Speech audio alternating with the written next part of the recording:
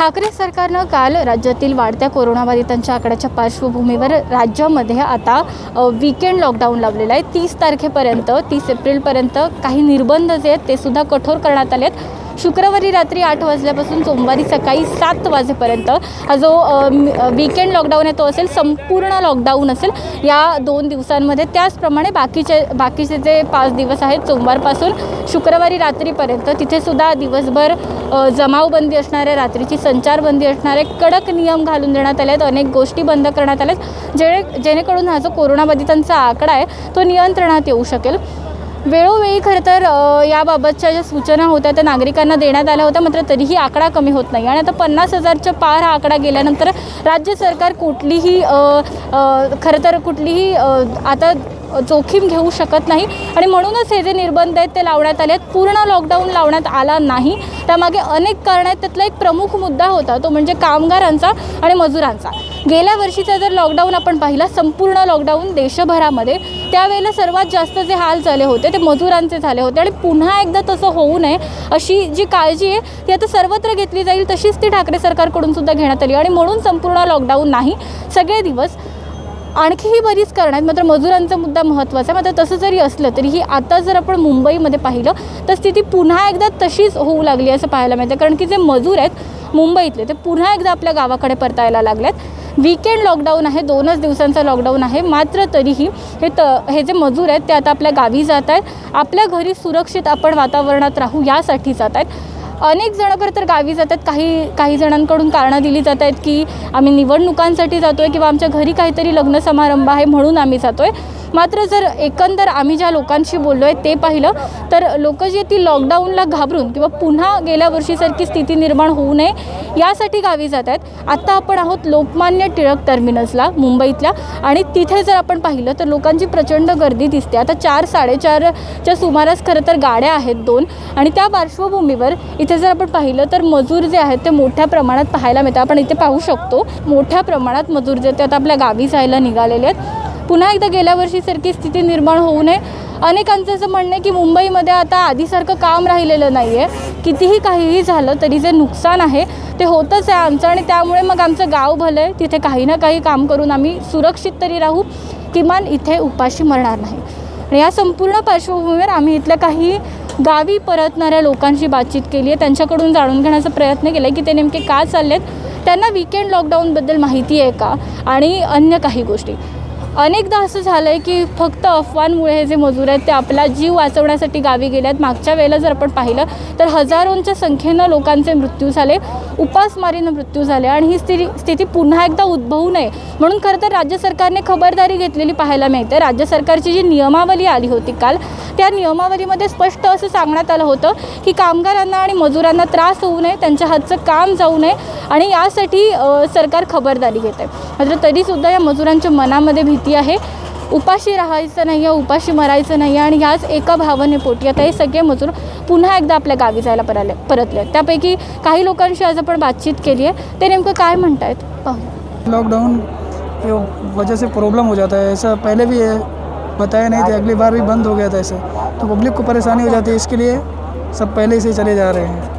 लेकिन आपका काम गया है या आप खुद से? काम वाम कुछ नहीं गया, हम इसकी वजह से जा रहे हैं। काम तो है मेरा, सेठ मेरे को बोला नहीं है चले जाओ, लेकिन हम अपनी मर्ज़ी से जा रहे हैं। तो गांव कौन सा है आपका? मेरा गांव है सुल्तानपुर। तो आपको वहाँ पे काम मिल जाएगा? वहाँ गांव में तो टेंशन नहीं है, मिलेगा या ना मिलेगा, वहाँ पे चलेगा, वहाँ सुकून रहेगा। यहाँ पे क्या है, परेशान हो जाती है पब्लिक, खाने के वादे हो जाते हैं यहाँ पे। तो वापस कब आओगे फिर ये सब? वापस जब यहाँ पे सही हो जाएगा सब तो आएंगे।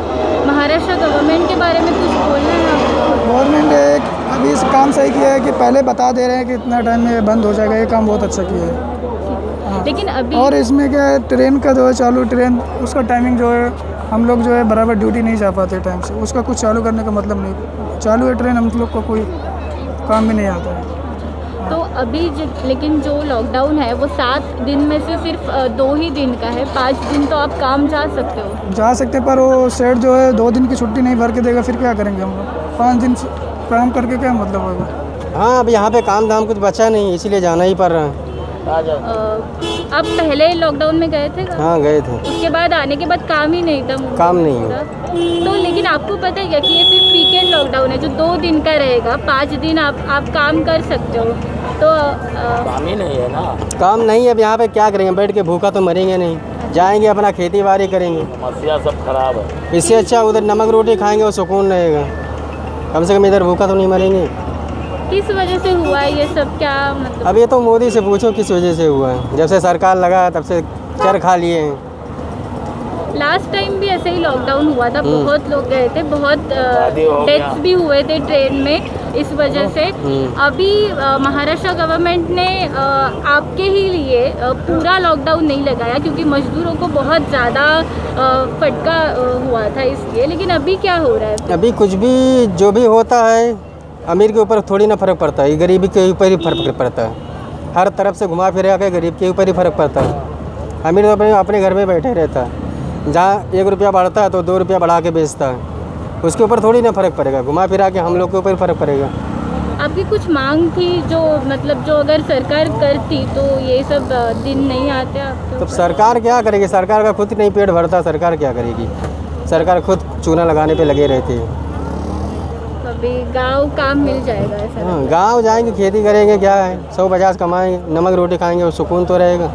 आपका फैमिली रहता है यहाँ पे या? नहीं, मैं अकेला हूँ। अच्छा, तो फिर से आओगे मुंबई का? जब हालात कभी सही होगा तब आएंगे, नहीं तो नहीं सही होगा तो क्या फायदा आके, वही बात। आप क्या बताओगे, आप भी लॉकडाउन? अरे आप बहुत परेशान हूँ। अभी धंधा पानी नहीं, मेरा दुकान था, हर चीज़ था, सब मिट के बैठा है। 20,000 दुकान का भाड़ा है, किधर से ला के दूँगा? लाइट का बिल भी नहीं माफ़ करते हैं और ज़्यादा लेते हैं। लाइट का बिल 600 रुपया आता था, अभी 10,000 15,000 आता है। और सब प्राइवेट लड़के को रखते हैं, मीटर उखड़वा लेते हैं तो उससे पैसा लेते हैं 4,000 5,000 रुपया, तो फिर मीटर लगाएंगे। अब हम लोग भाड़े से रहते हैं तो रूम धनी बोलेगा कि खाली करो, और पैसा अगर दे दोगे, खिला दोगे, पिला दोगे तो हो जाता। लाइट का बिल माफ़ नहीं हुआ, इतना दिन हो के आ गया। समझ लो अगले साल से लेके 2019 से लेके अभी 2020 तक कोई लाइट का कोई माफ़ी नहीं हुई। और इतना तकलीफ़ है कि क्या बोलूँ। गवर्नमेंट ने क्या करना चाहिए, क्या एक्सपेक्टेशन है आपकी? अब वो जैसा मार्केट में अपना रहता है तो किसी के बिल में भी लगा के भेज देंगे इतना पैसा। बिल्डिंग का 600 रुपया आता है, और जब से अदानी का हुआ है 1 रुपया नहीं, माँ बहुत ज़्यादा ही आता है, बहुत ज़्यादा आता है बिल। यानी आदमी को बम्बई में रहने का अधिकार है ही नहीं। जैसे कोई धंधा पानी है नहीं, कोई अगर बोलेगा ना, सेफ वाला चोर गाड़ी आएगा सब उठा के लेके चले जाएगा 5 ही मिनट में। अब कोई नहीं कुछ बोलता है, माल भर के लेके चले जाएंगे, गली गली में आके घुस के सब उठा ले जाएंगे।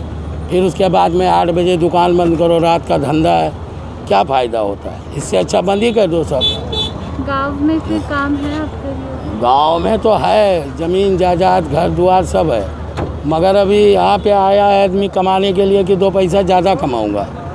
यहाँ पे 500 रुपये का मजदूरी है, गांव में 300 रुपया है।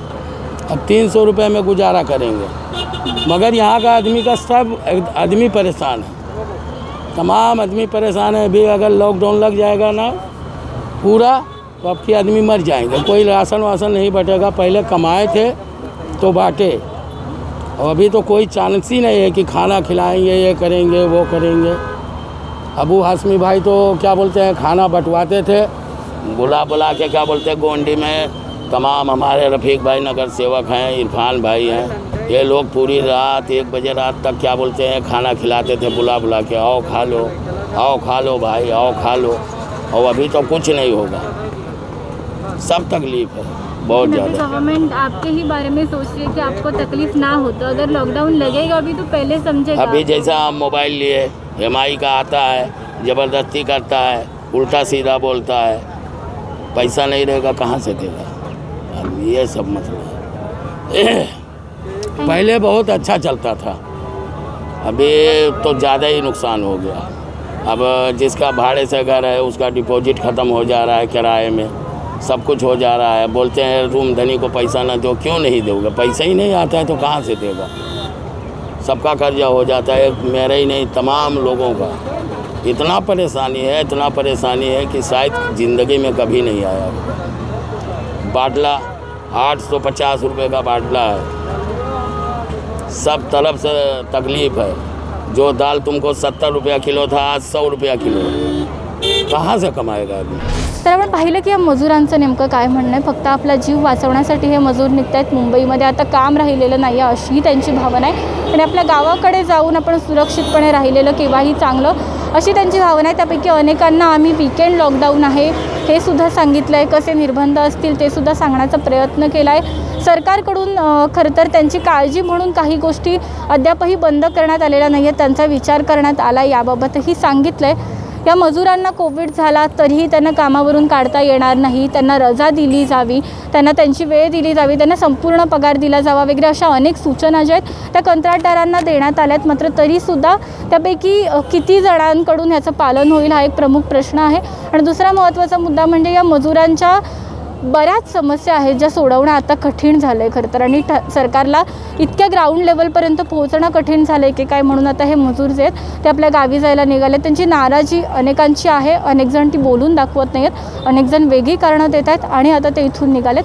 पुन्हा ते कधी परततील तर हे सगळं ठीक झाल्यावर परततील. मात्र काही गैरसमज आहेत, काही गोष्टी आहेत ज्या साठी खरं तर ते जायला निघालेत. अनेकांचं असं म्हणणं होतं की गेले अनेक महिने काम नव्हतं आणि म्हणून आता आम्ही जातो, जेव्हा सगळं काही ठीक होईल तेव्हा आम्ही परत येऊ. त्यामुळे हा जो मुद्दा आहे तो अत्यंत महत्त्वाचा आहे. गेल्या वेळीसुद्धा या अफवांमुळेच खरं तर मजूर गेले होते आणि अनेकांनी आपले जीव गमावलेत.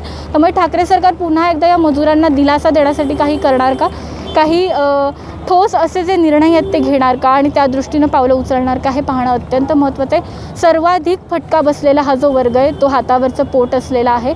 हा वर्ग आहे मजूर आणि कामगारांचा आणि यांचा आता विचार केला जाणार का आणि त्या दृष्टीनं काही ठोस पावलं उचलली जातील का हे पाहणं येत्या काळात महत्त्वाचं आहे. दरम्यान यासारखे व्हिडिओ पाहत राहण्यासाठी आमच्या यूट्यूब चॅनलला सबस्क्राईब करा, फेसबुक पेजला लाईक आणि फॉलो करा. धन्यवाद.